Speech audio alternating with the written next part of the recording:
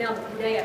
Perkenalkan, kami tim debat konstitusi Mahkamah Konstitusi tahun 2021 dari Universitas Islam Al-Azhar Mataram. Dengan saya selaku pembicara pertama atas nama Ayu Rizky Lestari, dan di sebelah kanan saya selaku pembicara kedua Ahmad Surya Solemuda Lubis, dan di sebelah kiri saya selaku pembicara ketiga lalu Ivan Muhammad Sugandi. Dengan standing position kontra terhadap mosi pemberlakuan karantina wilayah atau lockdown di saat kasus COVID-19 meningkat. Salus populi suprema lex esto, keselamatan masyarakat merupakan hukum tertinggi. Indonesia menjadi salah satu negara yang terdampak pandemi COVID-19 dan merupakan salah satu negara dengan persentase tertinggi untuk kasus COVID-19, mengakibatkan banyak korban meninggal dunia, terpuruknya ekonomi, dan berbagai macam masalah di sektor lain. Virus yang berasal dari Cina ini menjadi tanggung jawab serius pemerintah Indonesia untuk menjamin kesejahteraan rakyatnya sebagai bentuk pelaksanaan amanah pembukaan Undang-Undang Dasar Negara Republik Indonesia 1945 alinea keempat bahwa tujuan negara adalah menjamin kesejahteraan umum. Sebagai bentuk pertanggungjawaban negara dalam melindungi rakyatnya dari pandemi COVID-19, dikeluarkanlah Keputusan Presiden Nomor 11 Tahun 2020 tentang penetapan kedaruratan kesehatan masyarakat coronavirus ISIS 2019. Dengan keluarnya Kepres yang menetapkan bahwa COVID-19 adalah penyakit menular yang wajib diwaspadai bersama, maka pemerintah mengambil tindakan darurat untuk masyarakat sebagaimana yang ditetapkan dalam Undang-Undang Nomor 6 Tahun 2018 tentang kekarantinaan kesehatan. Karantina wilayah adalah salah satu jenis dari karantina yang termuat dalam pasal 49 ayat 1 Undang-Undang Nomor 6 Tahun 2018 tentang kekarantinaan kesehatan, yang dasar penetapannya harus memperhatikan beberapa aspek seperti yang pertama, pertimbangan epidemiologis, dua, besarnya ancaman, yang ketiga, efektivitas, dan selanjutnya dukungan sumber daya, teknik operasional, pertimbangan ekonomi, sosial budaya, dan keamanan. Opsi pemberlakuan karantina wilayah diberlakukan saat kasus COVID-19 meningkat memang memiliki dasar hukum yang jelas. Akan tetapi pemberlakuan karantina wilayah di saat kasus COVID-19 meningkat justru menimbulkan permasalahan baru yang diakibatkan oleh beberapa hal berikut ini. Yang pertama, ketidakmampuan negara dalam memenuhi kewajibannya untuk memenuhi kebutuhan dasar dan pakan hewan ternak selama pemberlakuan karantina wilayah, serta dasar-dasar pemberlakuan karantina wilayah yang masih belum bisa terpenuhi oleh kondisi masyarakat, kemampuan negara, dan keadaan wilayahnya sendiri. Yang kedua, tidak menunjangnya regulasi yang mendukung pemberlakuan karantina wilayah karena ketidakpastian hukum, sehingga menimbulkan problematika baru yang mendasari kami tidak setuju dengan mosi pemberlakuan karantina wilayah di saat kasus COVID-19 meningkat. Pemberlakuan karantina wilayah atau lockdown menjadi salah satu opsi yang ramai diperbincangkan sejak awal kemunculan kasus COVID-19.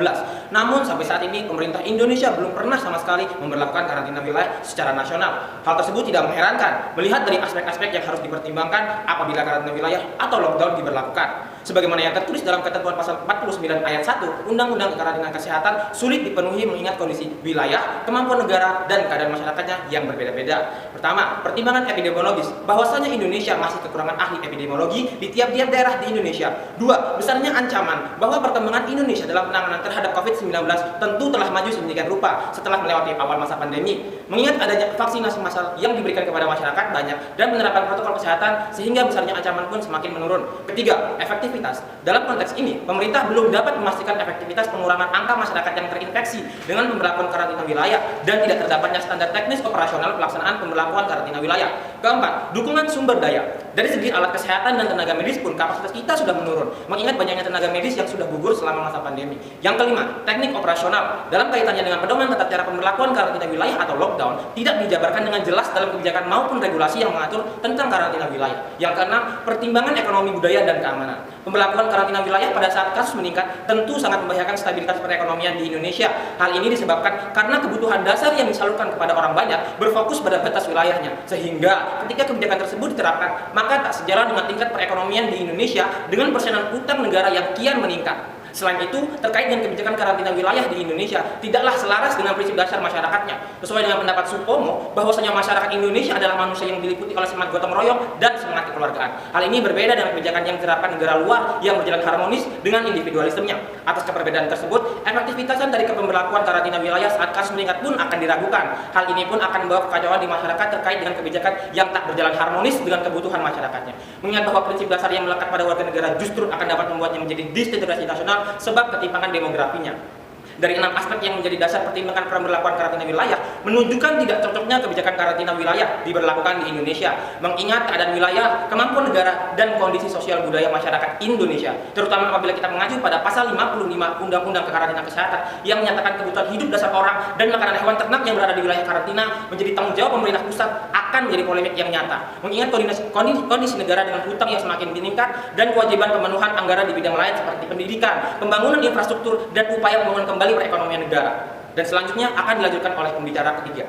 Selain permasalahan kemampuan negara yang belum memadai untuk memperlakukan karantina wilayah atau lockdown, aspek regulasi yang menunjang daripada pelaksanaan karantina wilayah belum memberikan kepastian hukum terhadap masyarakat terkait dengan beberapa hal. Yang pertama adalah terkait dengan kepastian jangka waktu pemberlakuan karantina wilayah justru tidak menyangkut pautkan kepastian hukum itu sendiri. Kemudian yang kedua adalah terkait dengan esensi penerapan praktisnya yang bertendensi pada pembiasan pemberlakuan hukum itu sendiri. Pada kenyataannya bahwa pemberlakuan karantina wilayah di berbagai daerah tidaklah selaras dengan satu dengan yang lainnya, sebab penerapan yang diberlakukan lepas dalam konteks peraturannya, seperti halnya pemberlakuan karantina parsial, mikro, dan sebagainya. Sehingga hal tersebut berdampak pada ketidakpastian dalam penjaminan hukum, mengingat bahwa setiap orang berhak atas penjaminan kepastian hukumnya. Bahwa setiap muatan peraturan perundang-undangan juga harus mencerminkan asas ketertiban dan kepastian. Hal ini dimaksudkan bahwa setiap materi peraturan perundang-undangan harus dapat mewujudkan ketertiban dalam masyarakatnya melalui jaminan kepastian hukum. Menurut Satjipto Raharjo, bahwa azas hukum dapat diartikan sebagai jantungnya peraturan hukum itu sendiri. Sedangkan bagi Karl Lorenz dalam bukunya bertajuk Beton de l'Effet der Rechtswissenschaft menyampaikan bahwa azas hukum merupakan ukuran-ukuran hukum etis yang memberikan arah kepada pembentukan hukum itu sendiri. Tanpa adanya kepastian hukum, orang tidak tahu apa yang harus diperbuatnya dan akhirnya timbullah ketidakpastian yang pada akhirnya jatuh dan menimbulkan kekerasan akibat ketidaktegasan daripada sistem hukum yang berlaku.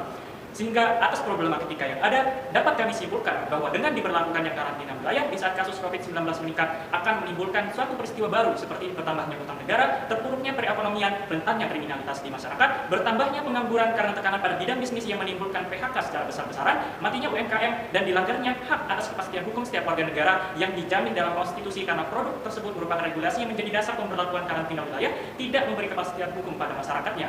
Sehingga berdasarkan dari kajian yang ada, solusi yang dapat kami tawarkan adalah tetap melanjutkan kebijakan PPKM, ada diikuti percepatan vaksinasi khususnya pada orang dengan umur 50 tahun ke atas agar lebih didahulukan mengingat umur ini lebih rentan terpapar COVID-19, pelaksanaan protokol kesehatan yang makin diperketat, kemudian memusatkan penanggulangan COVID-19 pada daerah zonanya yang berada di level 3 hingga 4 dan melakukan langkah mitigasi pada daerah dengan level 1 hingga 2 untuk mencegah peningkatan atau kemunculan kasus COVID-19 baru. Sekian penyampaian mosi ketidaksetujuan kami atas pemberlakuan karantina wilayah di saat kasus COVID-19 meningkat. Mohon maaf apabila ada salah-salah kata. Wassalamualaikum warahmatullahi wabarakatuh. Salam konstitusi.